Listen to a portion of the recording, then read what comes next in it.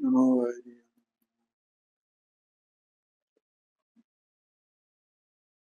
निज स्वरूप को परम दर्शी जाने भयो पार। वंदो परमानंद में संसार का।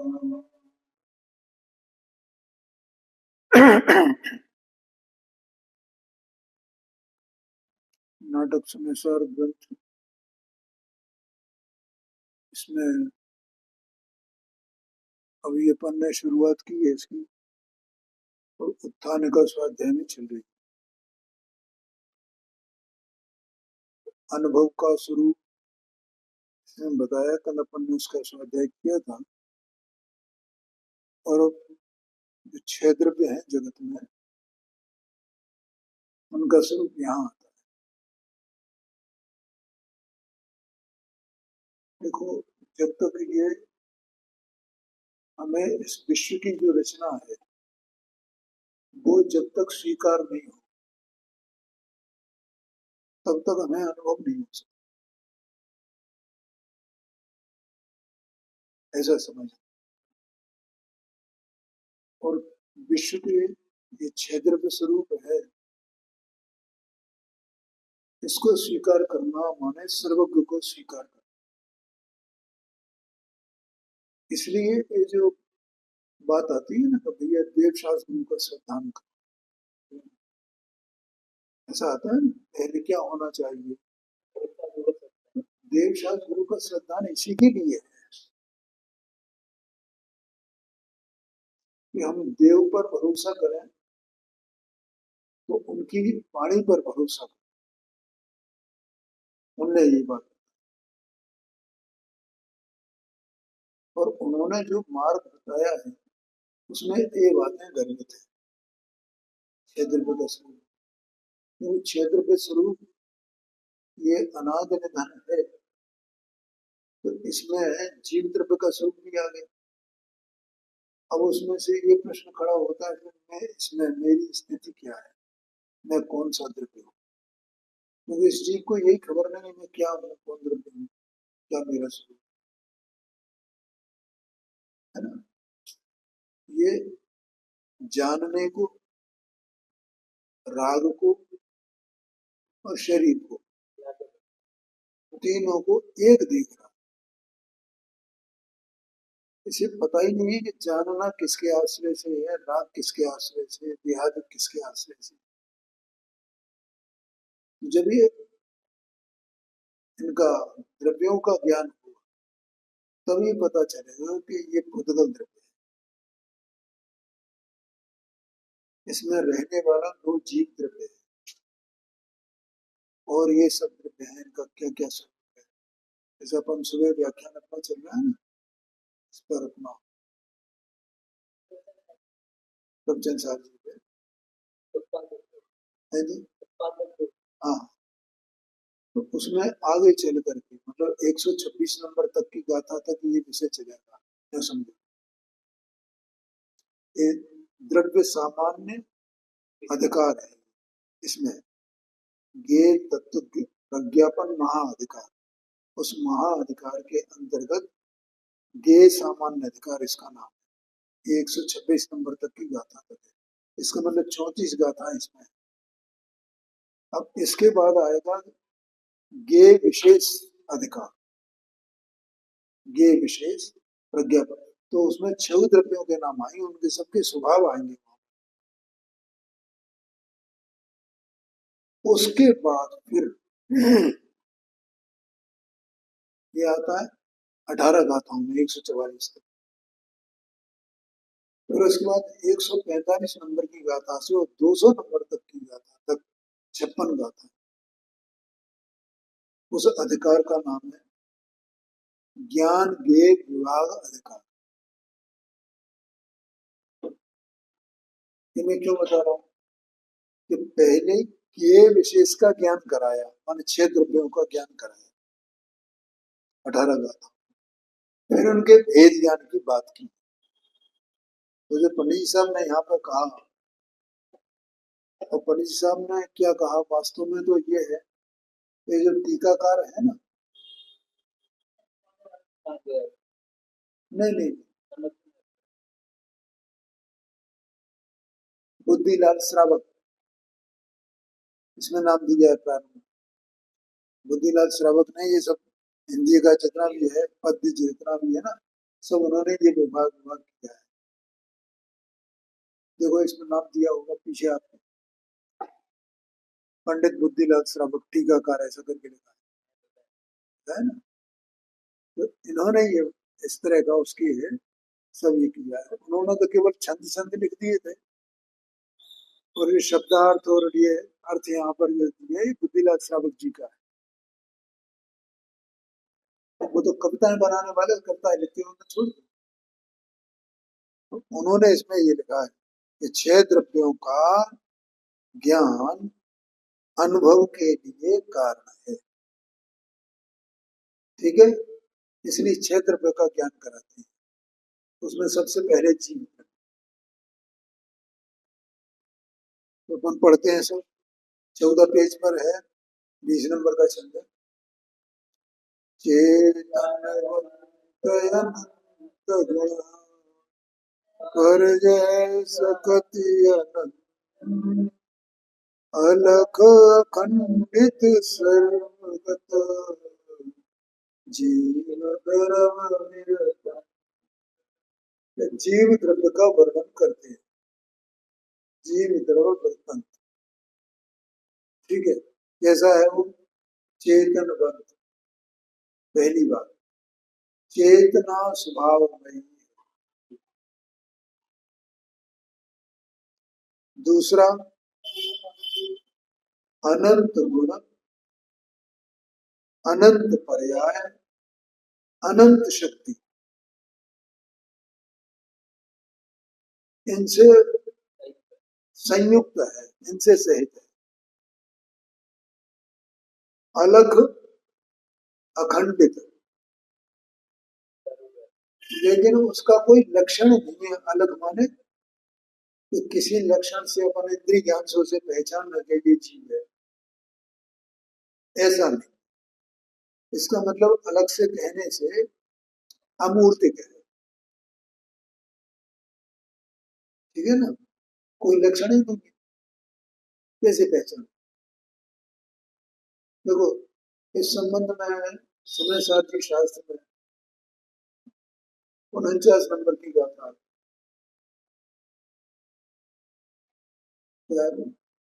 अरस अरस अरूपम गंधम अव्वत्तम चेतना सत्यम ज्ञान अलिंग ग्रहणम, ऐसी गाथा है ना।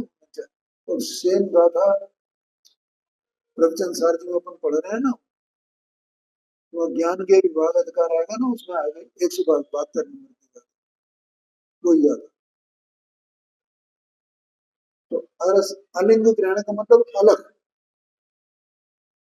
अलग माने उसका कोई लक्षण ही नहीं। क्यों? क्या?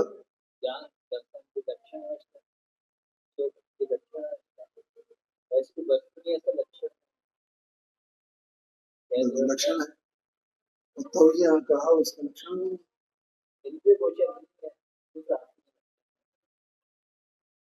ये क्या है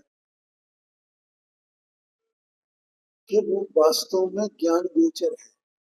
ठीक है, लेकिन जिस ज्ञान गोचर है वो ज्ञान तो उसी का उसी में है।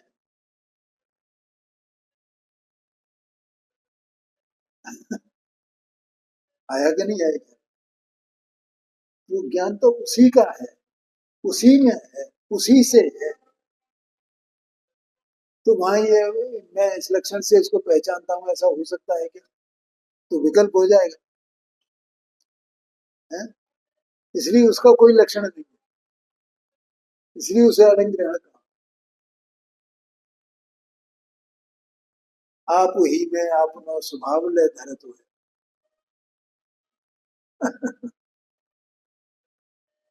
तो अलग अखंडित, अखंड है। ये अखंड क्यों लिखा है पता? क्योंकि कोई मत वाले उसको खंड खंड मानते हैं कि एक सुपर पावर है और उस सुपर पावर की ये उसके अंश हैं, तो वो स्वयं अपने में परिपूर्ण अखंडित है कि वो उसका किसी का अंश है, अखंड है। और सर्वगत है मैंने सर्वज्ञ स्वभाव ही है, सबको एक साथ जाने, ऐसा उसका स्वभाव। ठीक है। अब अगला है 21 नंबर का छंद उद्गल द्रव्य का लक्षण। बरस बरन रस गंध में नरद पास संधान, अनुरूपी पुरगण नव प्रदेश परवान। क्या कह रहे हैं? ये जो उद्गल द्रव्य है वो फरस माने स्पर्श, स्पर्श को फरस कहते हैं। स्पर्श, वर्ण, वर्ण माने रंग, गंध, रस, वर्ण। ठीक है। इनमय है एक पॉइंट।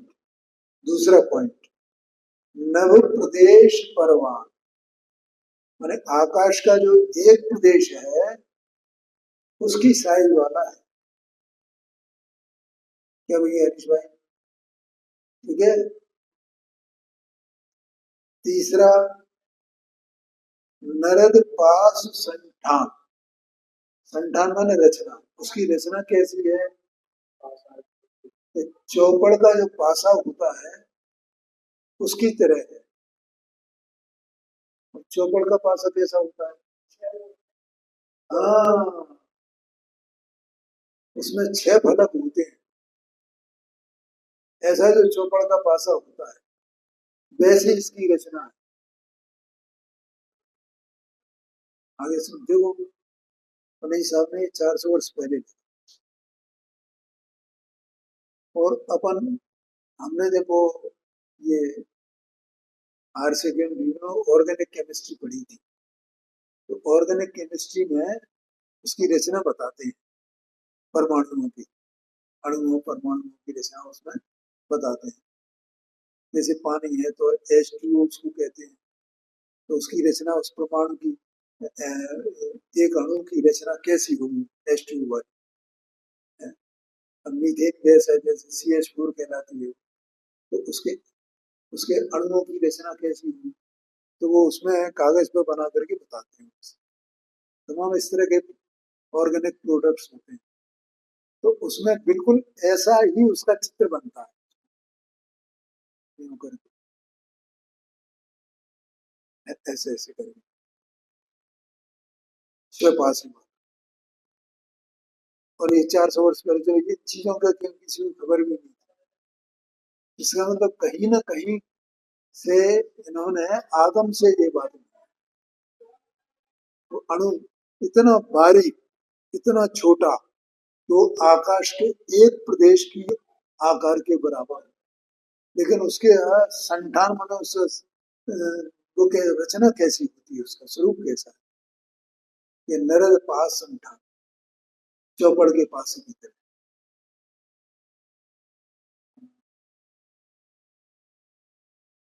इस प्रकार का पुद्गल द्रव्य है। ये पुद्गल द्रव्य की रचना हो गई, बात हो गई। अब धर्म द्रव्य की बात। और अनुरूपी में माने रूपी है वो पदार्थ। पुद्गल द्रव्य कैसा है? रूपी है। अनुरूपी आया ना इसमें, अनुरूपी माने रूपी। अब धर्म द्रव्य का लक्षण, जैसे सलिल समूह में करे मीन गति कर, तैसे पुद्गल जीव को चलन सहाई धर्म। धर्म द्रव्य जो है वो जीव और पुद्गल को चलने में सहायक होता है, ऐसा उसका स्वभाव है। जैसे पानी जो है वो मछली को चलने में सहायक होती है। अधर्म द्रव्य का लक्षण, ज्यों पंथी ग्रीष्म समय बैठे छाया माय, त्यों अधर्म की भूमि में जड़ चेतन गहरा। तो कितनी बढ़िया छंद लिख दी। हाँ बिल्कुल, माने जिसे कहते हैं ना शॉर्ट एंड स्वीट, ऐसा है। कि जैसे ग्रीष्म काल में पहले क्या होता था कि लोग पैदल यात्रा करते थे, और गर्मी का मौसम है तो पेड़ की छाया पा करके रुक जाते थे।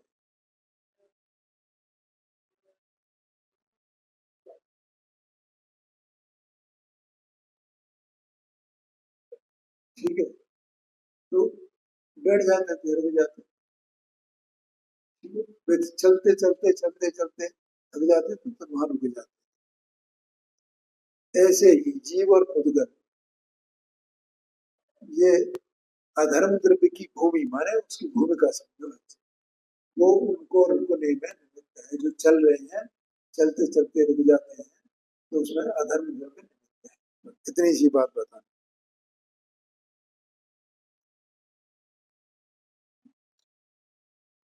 24वां, आकाश द्रव्य का लक्षण, संतत जाके उदर में सकल पदार्थ वास, जो भाजन सब जगत को सोई धर्म आकाश। देख, संतत माने सदा का, संतत जाके उदर में सकल पदार्थ वास, माने अनाद से सकल पदार्थों का वास किसमें है? आकाश में। तो आकाश सब पदार्थों को अवकाश कहो कि अवगाहना कहो, अवगाहन देने वाला है, ऐसा उसका स्वभाव है। जो भाजन सब जगत को, वो सारे जगत माने इस जगत में जितने पदार्थ है ना, सबका पात्र, एक ही पात्र है। पात्र माने बर्तन, तो एक पात्र की तरह है उस जगत के, इस पूरे जगत के लिए, छह द्रव्यों के लिए। सोई तरफ आकाश। अब काल द्रव्य का लक्षण है, जो नव कर जीरन करे सकल वस्तु स्थिति ठान, परावर्त वर्तन धरे काल धर्म सोया। देखो, जो पदार्थ है ना, नए पदार्थों को पुराने करता है। नव करे, जीर्ण करे, जीर्ण माने पुराने पड़ जाना, जीर्ण शीर्ण हो जाना। ठीक है, सकल वस्तु स्थिति ठान, और सब वस्तुओं की स्थिति होती है। क्या कहा? जितने पदार्थ जगत में है ना, जैसे अपना शरीर है, उसकी स्थिति है ना, अरे कि भाई ये कितने काल तक ये रहे, उस उतने काल तक ये रहता है, उसके बाद ये इसकी अवस्था बदल जाती है। तो इस तरह वो अवस्था बदलने में निमित्त है, ऐसा कहा है। परावर्त वर्तन धरे, और इस प्रकार से उसमें परावर्तन होता है, उसकी वर्तना है। शेढ़ाला में अपन पढ़ते हैं ना,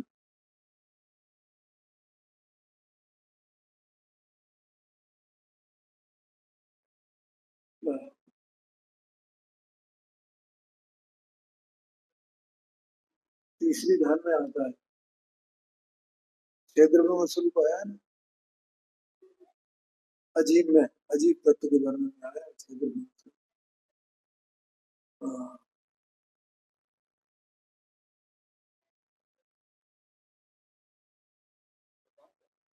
आगे नहीं, जान तो रहा हूँ लेकिन वो छंद याद नहीं आ रहा।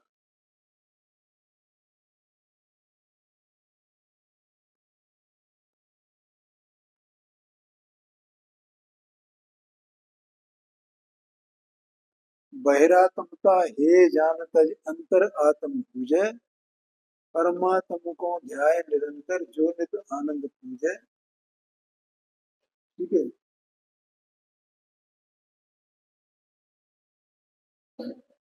उदगल पंच बनर सुगंध रूप, वरस बसु जाके हैं।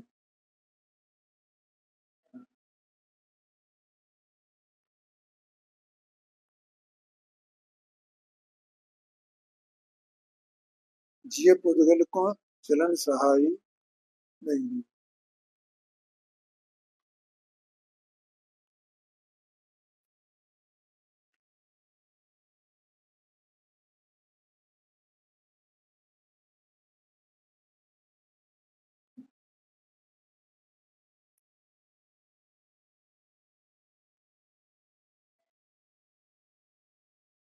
सकल द्रव्य को वास जास में, सो आकाश पिछा। अब ये काल का आता है। नियत वर्तना निस्दिन, सो व्यवहार काल परिमाण। नियत वर्तना, निश्चय से तो वर्तन करने वाला है, वर्त रहा है, वर्त रहा है, वर्त रहा है, वर्त रहा है। और निस्दिन, दिनों रात, वो व्यवहार काल कहे जाते हैं, व्यवहार से काल कहे जाते हैं। और दिनों रात के हिसाब से फिर वो घंटे, मिनट, सप्ताह, महीने, वर्ष, युग, ये सब उसमें चले जाएंगे व्यवहार काल। तो इस प्रकार से यहाँ ये कहा, काल द्रवसो जान, अर्थ है जो वस्तु का नाश न करके संपूर्ण पदार्थों की नवीन हालतों के प्रकट होने और पूर्व पर्यायों के लय होने में निमित्त कारण है। पूर्व पूर्व पर्याय उसकी विलय होती है और नवीन नवीन पर्याय होती है, उसमें वो निमित्त है। उत्पाद व्यय में समझो, ऐसा वर्तना लक्षण का धारक काल द्रव्य है।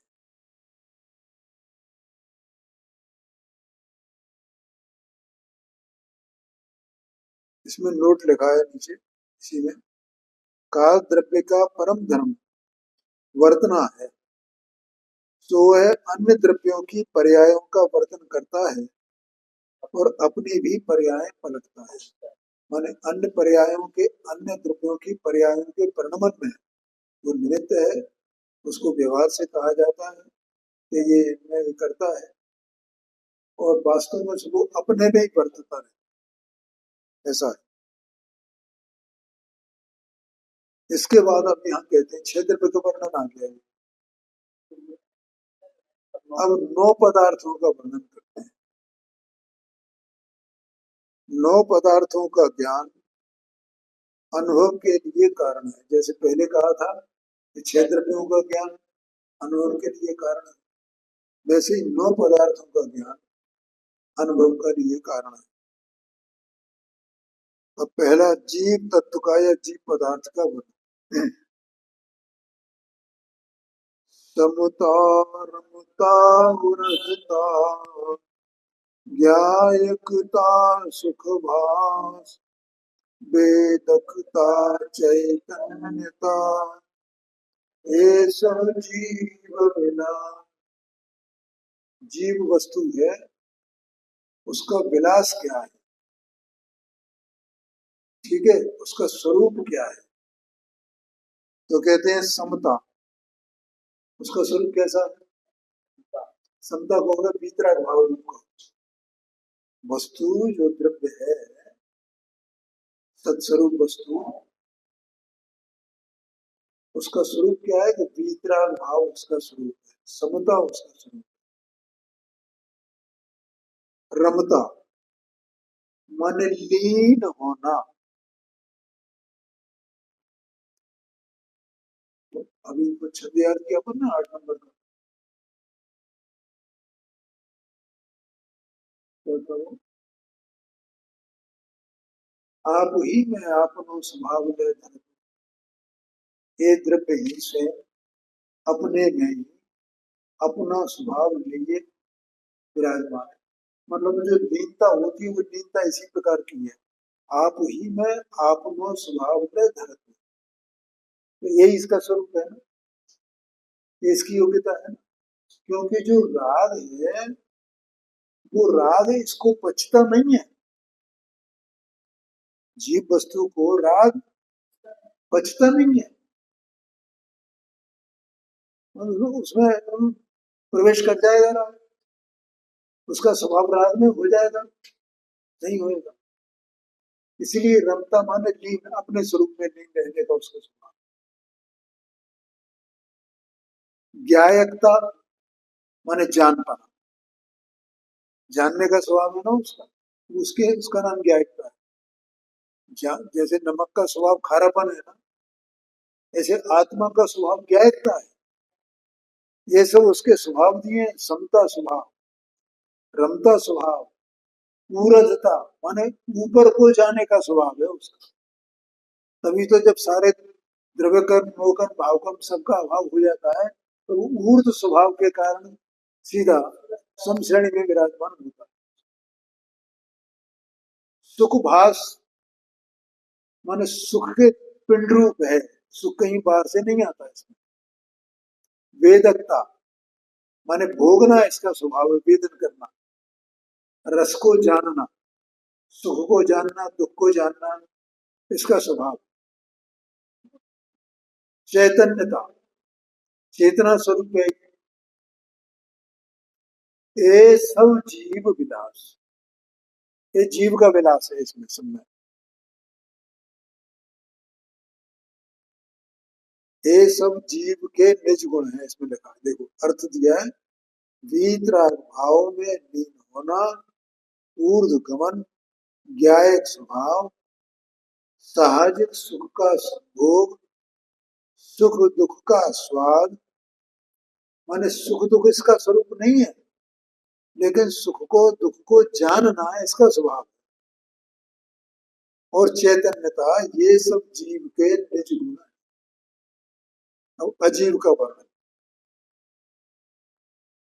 तनता मनता वचनता, जड़ता जड़ संवेद, लघुता गुरुता गमनता, ये अजीव के। देखो अजीव माने मुख्य रूप से, यहाँ अजीव में इस शरीर को लिया मुख्य रूप से, क्योंकि तो दोनों का संयोग है ना, इसलिए। तनता माने तनपना, शरीर देह, मन मनोवर्गणा का बना हुआ, वचनता वाणी, जड़ता माने इनमें अचेतनता है, और जड़ सम्मेल माने पेट अजीव के पुद्गल परमाणु आपस में मिलकर के एक बंधन रूप होते हैं। ठीक है, स्कंद बनाते हैं, स्कंद बनाना ये उसका स्वरूप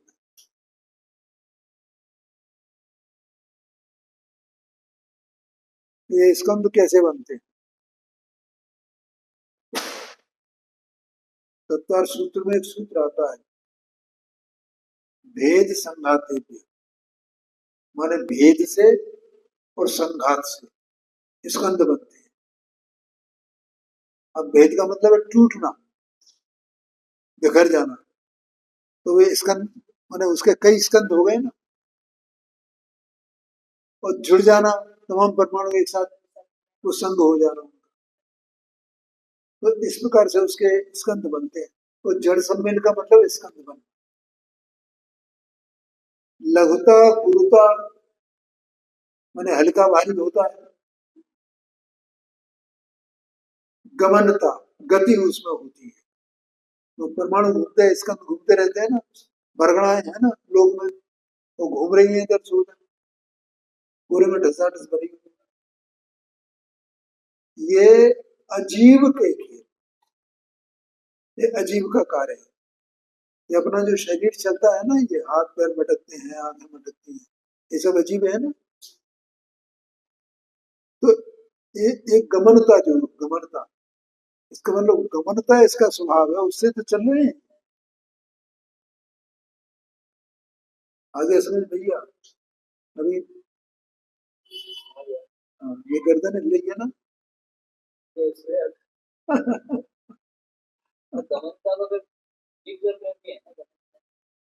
हाँ वो उसमें भी है, लेकिन उसका स्वभाव बता रहे हैं, यहाँ भी उसका स्वभाव बता रहे हैं, उस स्वभाव से उसकी पहचान कर।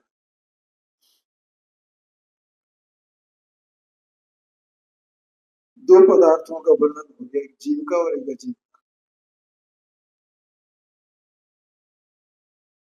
अब पुण्य का वर्णन, और देखो गमनता नहीं होएगा। तो ये आश्रम होता है ना, कर्म का आश्रम, उसके विषय देने ही हुए, गमनता है उसका, तो स्वरूप है उसका। अब पुण्य का वर्णन, पुण्य पदार्थ, जो विशुद्ध भाव निबंध है, अरु पूरन मुख होय, जो सुखदायक जगत में पुण्य पदार्थ सो।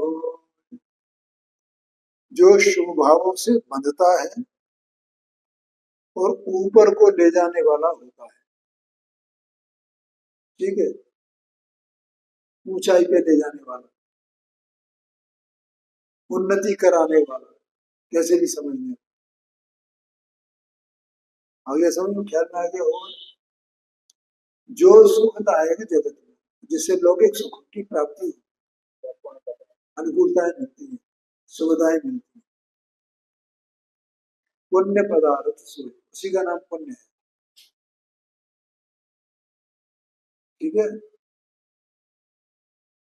अब पाप का वर्णन, संकलेश वामन बंधे, सहज अधोमुख होय, दुखदायक संसार में पाप पदार्थ सोय। अशुभ भावों से, संकलेश परिणामों से बंधता है और नीचे की ओर ले जाता, अधोगति की ओर। हाँ, देखो अधोगति का मतलब कई बातें होती हैं, जैसे अभी ये संगी पंचेंद्री है ना, अब ये चार इंद्रिय बने तो अधोगति हो गई ना, है, असंगी पंचेंद्री हो गई तो अधोगति हो गई ना, त्रिंज गति में जा अधोगति हो गई ना, ये बात है। और उसमें पुण्य में वो देवगति में जाए तो वो उच्च गति हो गई। जिसको पुण्य बने है, शुभ भाव हो गए और पुण्य बने उसको, तो मानो चार इंद्रिय हुए तो पंचेंद्रिय बनेगा, संगी पंचेंद्रिय बनेगा, ऐसा आशय। अब आश्रम का वर्णन है, जो कर्म उदोत धरे, होए क्रिया रस रत, कर से नूतन कर्म को, सोई आश्रव धर। कर्म के उदय में होने पर जो क्रिया होती है, ठीक है, उस क्रिया से जो नवीन कर्म का बंध होता है, नवीन कर्म का आश्रम होता है, कर से नूतन कर्म को, नए कर्म को करता है, वो आश्रम है। आश्रम पदार्थ क्या है, देखो इसका अर्थ दिया है इसमें अगले पेज पर, कर्म के उदय में योगों की जो राग सहित प्रवृत्ति होती है, ठीक है, ये अर्थ दिया है, नहीं आ रहा समझ में भी, मैं बता रहा हूँ।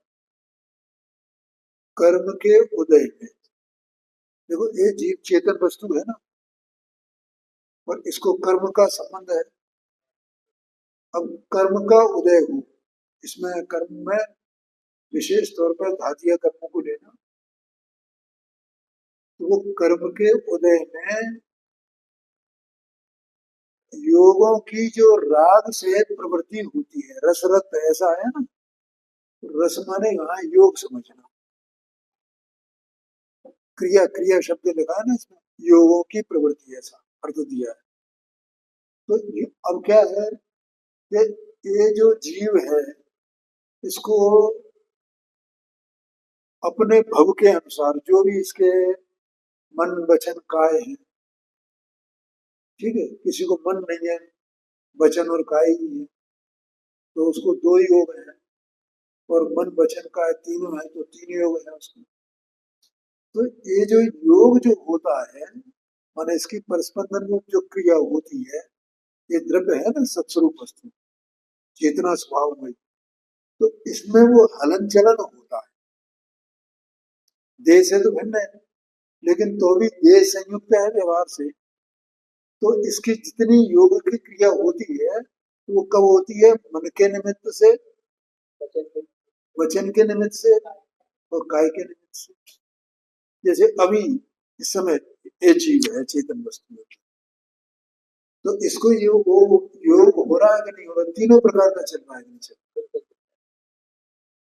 काय योग भी है, मन योग भी है, और वचन योग। ठीक है। अब ये चेतन वस्तु में परस्पंदन हो रहा है, इस योग के निमित्त से, इस योग को क्रिया कहा, इसकी यही तो क्रिया हो रही है जीव की, कर्म के उदय के निमित्त। तो ये जो क्रिया हो रही है उसके निमित्त से क्या होता? कर्म के उदय के निमित्त से तो जीव की ये योग की क्रिया होती है। जीव सत्स्वरूप वस्तु है, चेतना स्वभाव, जानने देखने की स्वभाव वाला, उसकी योग की क्रिया होती है। उस योग की क्रिया से जो कार्माण वर्गणा है, वो कार्माण वर्गणा का जीव के प्रदेशों की तरफ आश्रव होता है, माने श्रवण होता है। जैसे रिश्ता है ना, कोई चीज रिश्ती है, उसमें से मटके में छेद हो जाए बिल्कुल बारीक, उसमें से पानी छिले, रिसने लगे, ऐसे वो कार्बन वर्गना के परमाणु फिर रिसने लगते हैं, और इस करके कहाँ आते हैं? आत्मा के प्रदेशों के पास में। इसका नाम आश्रम। और योग जो है उसमें कारण है, तत्व सूत्र है ना, उसमें छठवां अध्याय है, और पहला सूत्र है कायवान मना कर्म योगा। क्या लिखा है? कायवान मना कर्म योगा। इसका मतलब हुआ क्या? मतलब हुआ इसका कि मन की क्रिया, वचन की क्रिया और काय की क्रिया, कर्म माने क्रिया, ये योग है। मन की क्रिया, वचन की क्रिया और काय की क्रिया, ये योग है। मन कर्म, वचन कर्म, काय कर्म, ये योग है, ऐसा आशय। फिर दूसरा सूत्र है स आश्रव, वो योग ही आश्रम। ठीक है। क्यों? क्योंकि उससे वो पुद्गल के परमाणु, नवीन पुद्गल के परमाणु आत्मा के प्रदेशों के तरफ आकर्षित होते हैं। मणि साहब ने मोक्षमा प्रकाशक में लिखा है, फिर उठाना मोक्षमा प्रकाशक, एक बहुत महत्वपूर्ण बात है।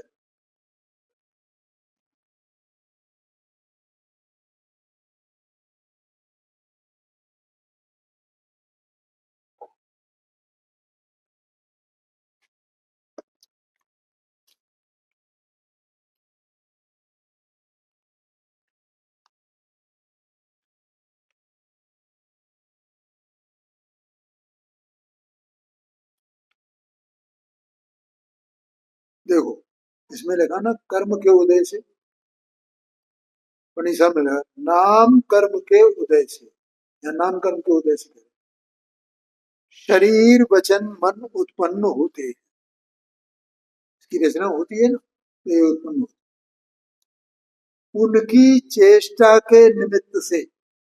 अब इस शरीर, इस जीव को ये मिल गया मन वचन का, अब इन मन वचन का की चेष्टा हो रही है, मैंने उसमें ये चेष्टा करता है ना, प्रयत्न करता है ना उसका। आत्मा के प्रदेशों का चंचलपना होता है। अब ये चेतन वस्तु है, इसके प्रदेशों का चंचलपना है, माने परस्पंदन। उससे आत्मा को उद्गल वर्गणा से एक बंधन होने की शक्ति हो। उद्गल वर्गणा से आत्मा तो है, वस्तु है ना, और उसके प्रदेश हैं, तो उन प्रदेशों के साथ में वो उद्गल वर्गणा बंध जाए, एक में एक हो जाए, ऐसी शक्ति होती है आत्मा को। इसका नाम योग है, उस शक्ति का नाम योग है। और उस योग को आश्रम कहा, क्योंकि योग के निमित्त से उसका नाम योग है। उसके निमित्त से प्रति समय कर्मरूप होने योग्य अनंत पुद्गल परमाणुओं का, कितने समय में? प्रति समय कितने परमाणुओं का? ओ, अनंत परमाणुओं का ग्रहण होता है। अनंत पुद्गल परमाणुओं का, तो वो जो ग्रहण होता है पुद्गल परमाणुओं का, उसका कारण कौन? वो योग। ठीक है, तो योग तो हुआ कारण, और पुद्गल परमाणुओं का ग्रहण हुआ आत्मा के साथ में। आत्मा ने उनको ग्रहण कर लिया ना, वो हुआ कार्य। ठीक है, तो कारण का नाम आश्रम है। तो कार्य में कारण का उपचार करके कार्य को भी आश्रम नाम दिया गया। समझ में आ गया? ये यहाँ कहा, तो आश्रम तत्व की बात।